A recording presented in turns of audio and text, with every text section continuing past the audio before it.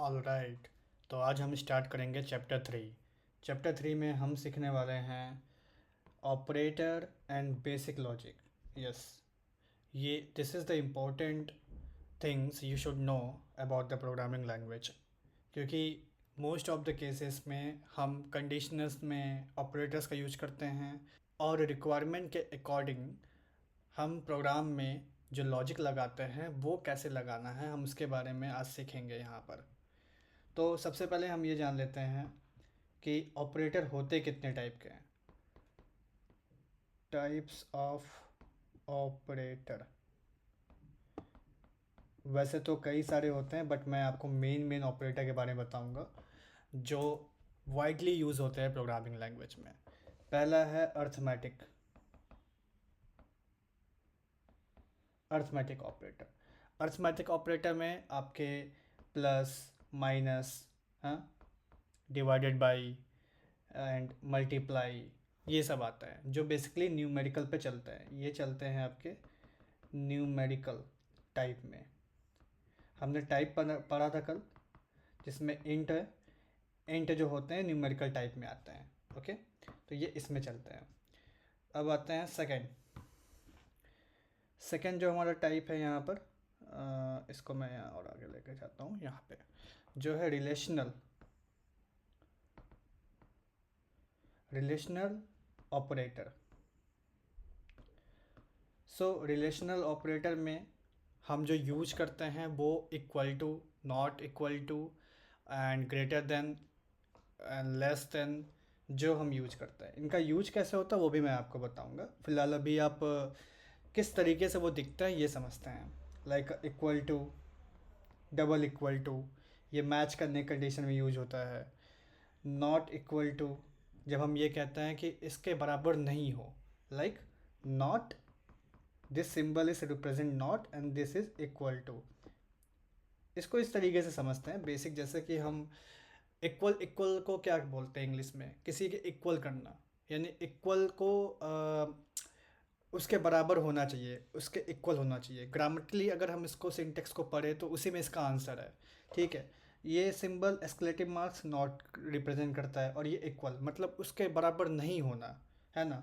आगे है less than और उसके बाद है ग्रेटर देन। अगर मेरी कोई वैल्यू है, मैं चाह रहा हूँ कि इसके लेस वो कंडीशन अप्लाई हो या उसके ग्रेटर देन कंडीशन अप्लाई हो, तो वहाँ पर इन सब का यूज करते हैं। मैं एग्जांपल से भी आपको बताऊंगा, then you can clear it out. Next है लॉजिकल ऑपरेटर। बेसिकली इसमें एंड, और नॉट आते हैं। ये होते हैं ऐसे सिंबल एंड, ओके। और का सिंबल आपका आ जाएगा double pipe, okay. And not का सिंबल हो जाता है एस्केलेटिव मार्क, यही नॉट, ये वाला मार्क है ये। ठीक है, ये काफ़ी वाइडली यूज़ होता है कंडीशनल, जब आपको मल्टीपल कंडीशन एक ही जगह पे लगाने हैं। तो एक कंडीशन ये लगाया है यहाँ पर, जैसे मान लो कि किसी भी डोम में, या जब हम कोड करते हैं, डोम में नहीं जाते हैं, हम कोड करते हैं। यहाँ पे हमारा मान लो कि कंडीशन है, ठीक है, कंडीशन 1। मैं साथ ही अगर एंड का यूज करूँगा तो ये यहाँ पर मैं अपना कंडीशन 2 भी लगा सकता हूँ। अब जो प्रोग्राम है वो कंडीशन 1 को भी चेक करेगा और साथ ही साथ कंडीशन 2 को भी चेक करेगा। जब ये पूरी सेटिस्फाइड होंगी आपकी कंडीशन, तभी प्रोग्राम आपको यहाँ पे ट्रू रिटर्न देगा। ठीक है, वही और के साथ, और में आप जैसे ग्रामेटिकली आप समझ रहे हो, और मतलब या तो ये या तो और में ये दोनों में से कोई एक कंडीशन रहेगा तो चलेगा। और नॉट में, जब नॉट किसी की वैल्यू है और मैं चाह रहा हूँ कि जब ये वैल्यू ना रहे तब मेरी चीज़ें चले, तो वहाँ पे नॉट करके हम वहाँ पर डेटा को लिखते हैं, डेटा मेंशन करते हैं, या वेरिएबल मेंशन करते हैं, या जो भी वैल्यू मेंशन करते हैं। तो उस वैल्यू को चेक करते हैं, अगर ये वैल्यू नहीं मिलती है तो फिर वो प्रोग्राम एग्जीक्यूट करेगा, अदरवाइज वो वहाँ पर एग्ज़िट कर जाएगा जो भी आप कंडीशन लिखोगे। ठीक है, ये हो गया मेन। अब चलते हैं मेन टॉपिक पे, और जो कि है if and else condition. If else, and switch, ये ऐसे वाइडली यूज होने वाले फंक्शंस हैं जिसका आप यूज़ तो करोगे ही करोगे, चाहे जितने भी आप कोडिंग कर लो, लेकिन इससे आपका सामना हमेशा होगा, हमेशा। तो मोस्ट ऑफ लोग को पता होना चाहिए कि इफ़ और एल्स कैसे काम करता है। मैं एक ब्रीफ बता देता हूँ। इफ़ का कंडीशन कि अगर ये कंडीशन होता है तो हमारा ये प्रोग्राम चले, एग्जीक्यूट प्रोग्राम, जो भी हमने यहाँ पे लिखा हो लॉजिकली। एल्स अगर वो कंडीशन नहीं होता है तो ये फिर एल्स के कैटेगरी में आ जाए। ये इसका स्कोप है जिसको मैं कैटेगरी कह रहा हूँ। फिर यहाँ पे जो प्रोग्राम हमने लिखा होगा वो चलेगा। सिमिलरली स्विच भी हमारा कैसे काम करेगा। स्विच में हमने ऐसे मेंशन किया, यहाँ पे हम केस डालते हैं, केस की वैल्यू। केस यहाँ पे मतलब कुछ भी हो सकता है आपका केस, जैसे आपने कोई वेरिएबल ले रखा है, ठीक है, मान लो इंट वैल्यू, ठीक है। आप चार डे आपने ले रखा है, आपने इसकी वैल्यू 1 दी है, ठीक है। तो ये जो डे है ना, ये डे यहाँ पास होगा केस में। तो मैं यहाँ से इसको ये हटा देता हूँ, मैंने समझाने के लिए केस लिखा था, अब मैं यहाँ पे डे लिख दूँगा। ये हमारा हो गया केस। अब इसके अंदर हम ये वैल्यू पास कर दी। अब हम मैच करेंगे कि केस अगर जैसे हमने यहाँ पे इंटीजर में वैल्यू डाला है तो वैल्यू भी इंटीजर में जाएगी, सिंपल सा 1 एंड सेमी कॉलन। यहाँ पर हमने ये मेंशन कर दिया कि अगर केस 1 होता है तो ये हमारा प्रोग्राम एग्जीक्यूट करेगा, ये लाइन नंबर वाला, ठीक है, जो भी प्रोग्राम हमारा होगा XYZ लॉजिक। और जब ये एग्जीक्यूट कर जाएगा तो हम इसे यहाँ पे ब्रेक कर देंगे ताकि वो अगले केस की तरफ ना बढ़े। सिमिलरली जैसे हमारा केस अगर 2 होता है तो ये प्रोग्राम रन करेगा, ओके, और ये यहाँ पे ब्रेक कर लेंगे। तो अगर यहाँ की वैल्यू 1 है तो ये प्रोग्राम हमारा रन करेगा। अगर यहीं पर वैल्यू मैंने चेंज कर दी और इसको कर दिया 2, है ना, ये वैल्यू हटा के 2 कर दी, तो फिर हमारा ये प्रोग्राम रन करेगा और यहीं से ब्रेक होके ये लूप से या जो भी स्कोप से बाहर आ जाएगा जब इसका काम पूरा हो जाएगा। स्विच इस तरीके से काम करता है।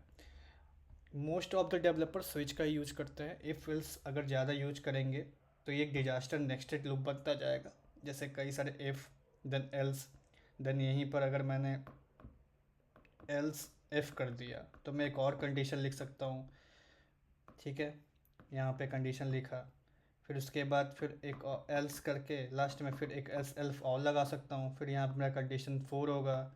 ऐसे करते करते मैं कई सारे लिखता चला जाऊँगा, तो ये क्या बन जाता है, ये बहुत ही बड़ा नेक्स्टेड लूप बन जाता है और ये बड़ा कॉम्प्लेक्स स्ट्रक्चर हो जाता है इसका।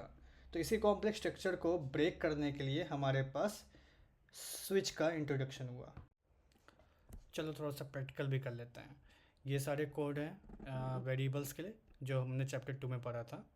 अब हम चैप्टर 3 के लिए चलो एक इफ़ एल्स का कंडीशन देखते हैं, जो कि काफ़ी मोस्ट इम्पॉर्टेंट कंडीशन होता है ये।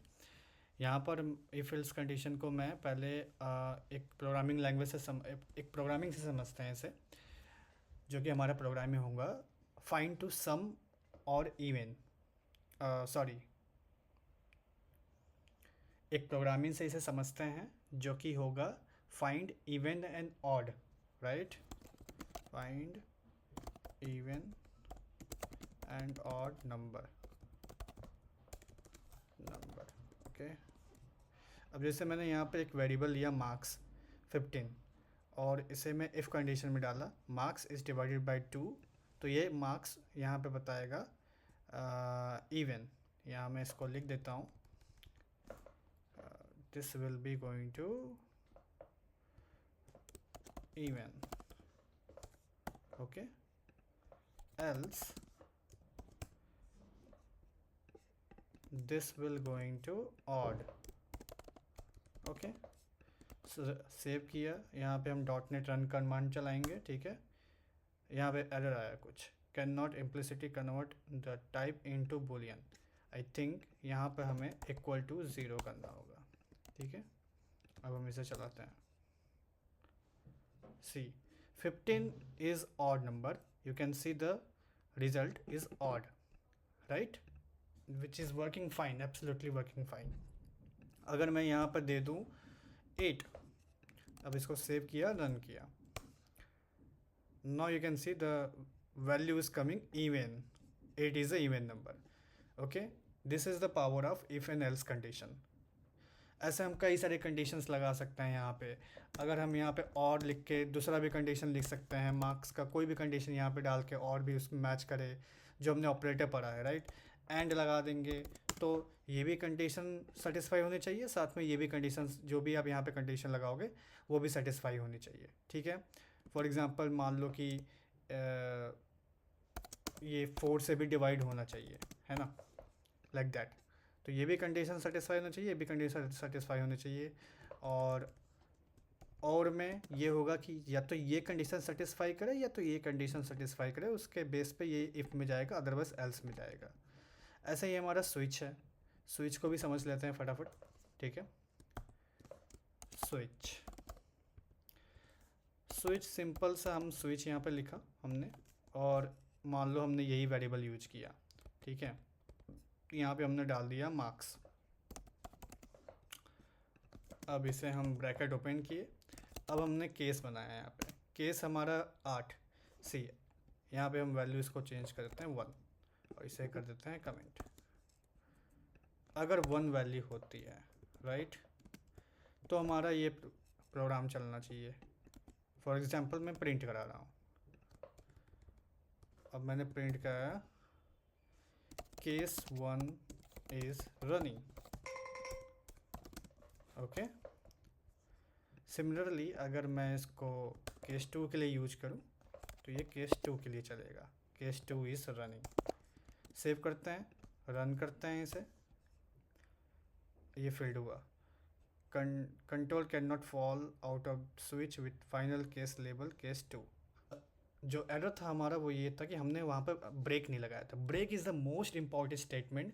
ये इसको पता होना चाहिए कि आपका जो भी केस मैच करेगा वो उस पे प्रोग्रामिंग, वो उस स्कोप में आएगा, उसका प्रोग्रामिंग एग्जीक्यूट करेगा और वहीं से वो ब्रेक हो जाएगा, वो अगले केस की तरफ नहीं जाना चाहिए। अदरवाइज़ ये लूप होल एक बन जाएगा इश्यूज़, इस वजह से ही हमें एरर मिल रहा था, ठीक है। ब्रेक लगाने के बाद ये एरर एलिमिनेट हो गया।